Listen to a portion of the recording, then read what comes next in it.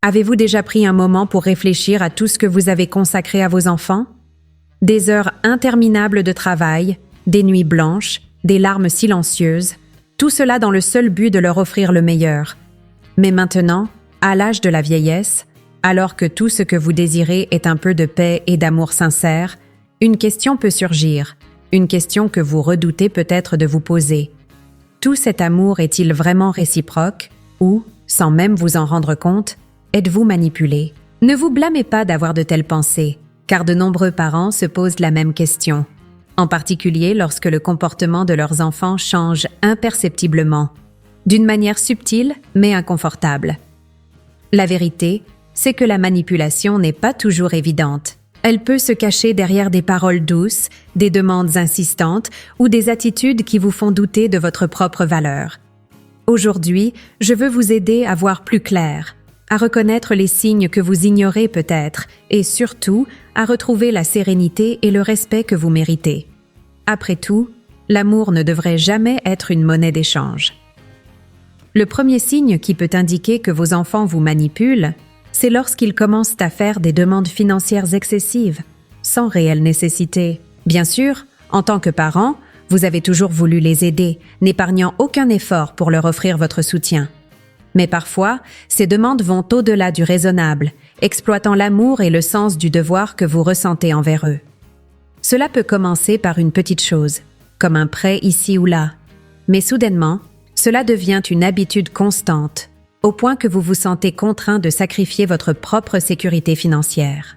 Et le pire, c'est que ces demandes s'accompagnent souvent de justifications qui éveillent en vous un sentiment de culpabilité, comme « si tu ne m'aides pas, je ne sais pas ce que je vais faire », ou même des discours qui vous font croire que vous êtes leur seule solution.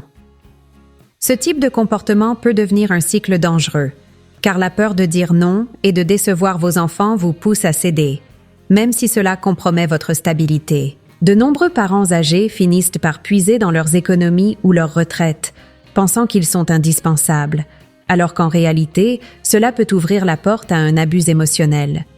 Il n'y a rien de mal à vouloir aider, mais il est essentiel de reconnaître lorsque cette aide se transforme en une obligation unilatérale, où seuls vos efforts sont sollicités, sans retour, ni respect, ni gratitude.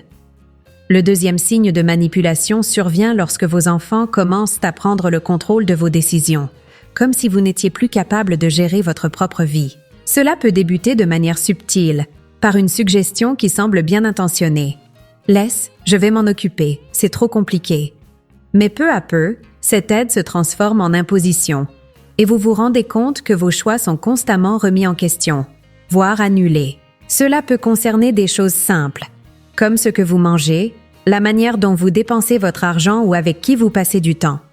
Dans les cas les plus graves, ils peuvent même essayer de vous convaincre que vous n'êtes plus en mesure de gérer vos finances ou votre santé, vous privant ainsi de cette autonomie si précieuse. Cette perte de contrôle peut vous donner un sentiment croissant de dépendance, et c'est précisément là que la manipulation devient dangereuse. En cessant de respecter vos volontés, ils commencent à décider ce qu'ils estiment être le mieux pour vous, sans consulter ni écouter ce que vous voulez vraiment.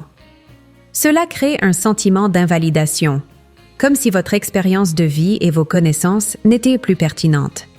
C'est pourquoi il est si important de reconnaître ce signe et de reprendre l'autorité sur vos propres choix, en vous rappelant que l'âge ne diminue pas la capacité de prendre des décisions. Au contraire, il apporte la sagesse nécessaire pour les faire avec plus de discernement.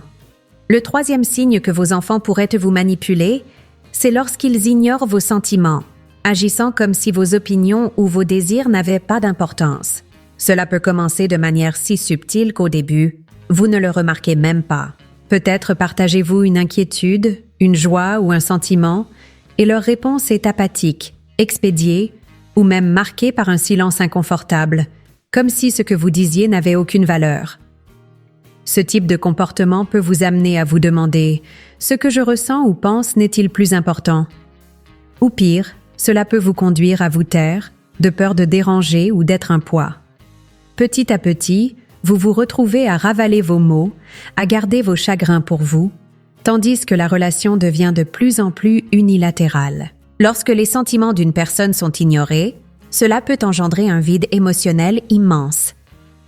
Et, dans la vieillesse, ce sentiment est encore plus douloureux, car tout ce que vous souhaitez, c'est sentir que vous avez toujours un rôle important dans la vie de vos enfants, que votre voix résonne encore dans leur cœur. Malheureusement, certains enfants utilisent ce manque de considération comme une forme de contrôle émotionnel, se concentrant uniquement sur leurs propres besoins et vous faisant sentir que vous exagérez en demandant la moindre attention ou un minimum de soins. Reconnaître ce signe est la première étape pour valoriser ce que vous ressentez et exiger que vos émotions soient de prise au sérieux, car personne n'a le droit de vous faire sentir invisible.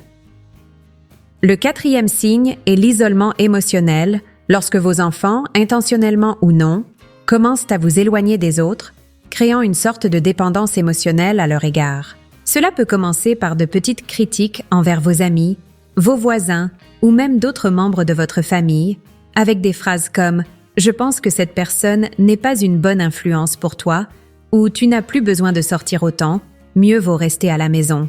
Ils peuvent même justifier ces comportements comme étant une forme de soin, mais en réalité, cela peut être une manière de manipuler votre réseau de soutien, vous isolant progressivement et vous rendant ainsi plus dépendant d'eux.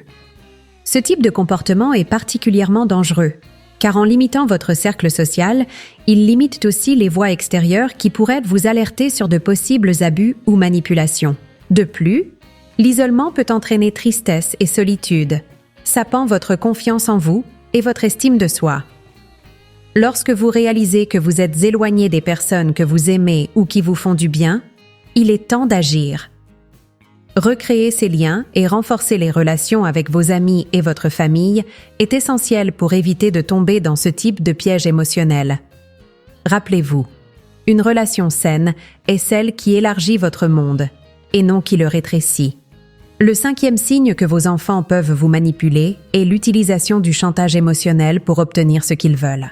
C'est l'un des signes les plus douloureux car il est souvent déguisé en affection ou en fragilité. Ils peuvent dire des choses comme « Après tout ce que j'ai fait pour toi, tu ne pourrais pas m'aider maintenant ?» ou « Si tu m'aimes vraiment, tu ferais ça pour moi ?»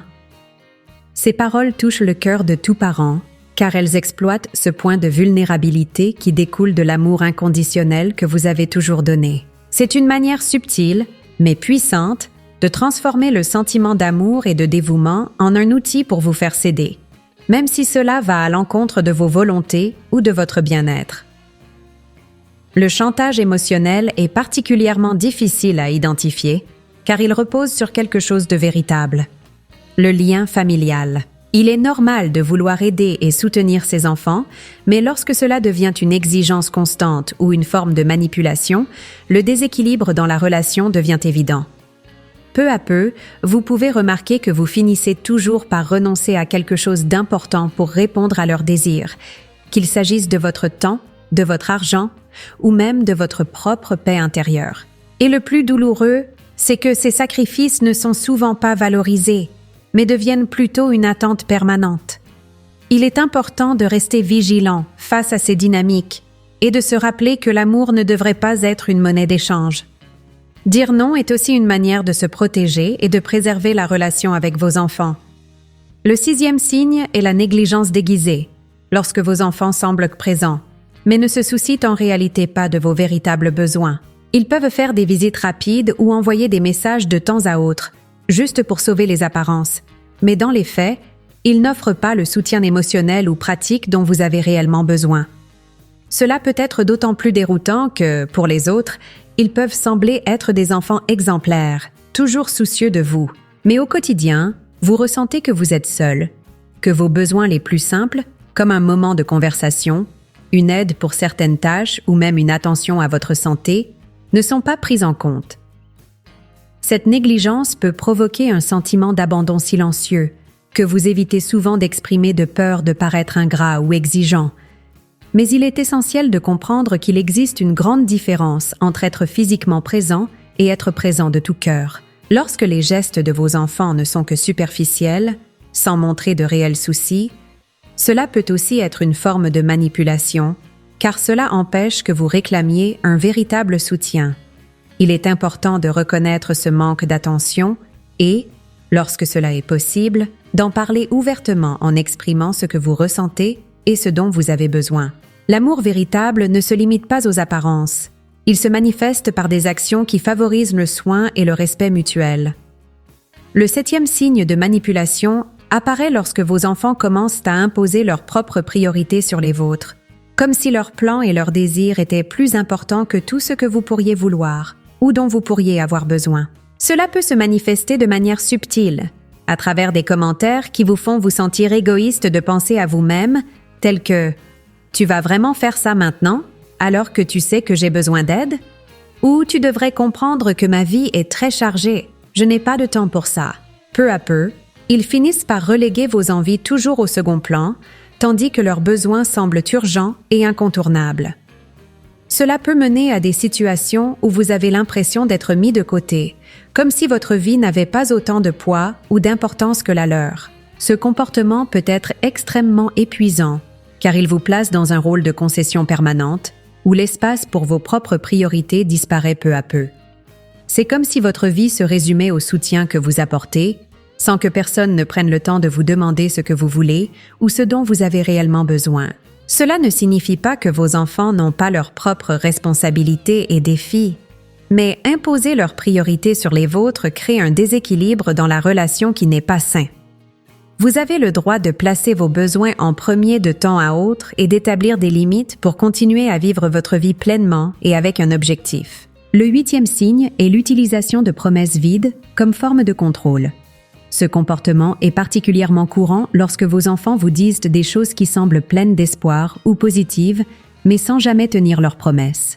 Des phrases comme « Ne t'inquiète pas, je passerai ce week-end pour t'aider » ou « Je vais régler ça pour toi très bientôt » deviennent fréquentes, mais au fond, vous savez probablement que ces promesses ne seront jamais tenues. Le problème, c'est que ces mots créent des attentes, vous laissant espérer quelque chose qui ne se réalisera pas, tandis qu'eux utilisent ces promesses comme un moyen d'éviter les demandes ou responsabilités réelles. Avec le temps, cette dynamique peut vous faire ressentir de la frustration, voire même de la culpabilité, pour avoir attendu quelque chose qui n'arrive jamais.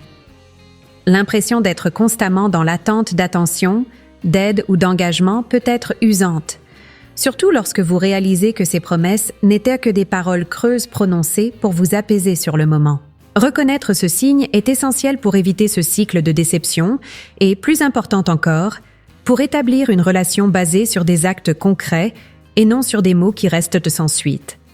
Vous méritez d'être traité avec respect et honnêteté, et non d'être laissé dans un état d'attente permanente. Arriver jusqu'ici n'a pas été facile, je le sais. Reconnaître ces signes peut susciter un mélange d'émotions, tristesse, frustration, voire même un sentiment de culpabilité, comme si vous étiez responsable d'avoir laissé cela se produire. Mais laissez-moi vous dire quelque chose de très important. Ce n'est pas de votre faute. L'amour que vous avez donné à vos enfants était pur, sincère, et cela ne sera jamais une erreur. Ce qu'il faut rééquilibrer maintenant, c'est la relation, pour qu'elle soit fondée sur un respect mutuel, et non sur la manipulation. Vous méritez de vivre cette étape de votre vie avec paix, dignité, et, avant tout, avec joie. N'ayez pas peur de fixer des limites et de vous rappeler que l'amour véritable ne demande pas de sacrifices douloureux. Il est un chemin d'échange, de soins mutuels et de croissance. Et il n'est jamais trop tard pour retrouver cette essence, pour vous remettre au centre de votre propre vie, car vous avez encore beaucoup à offrir, et vous méritez de recevoir autant en retour.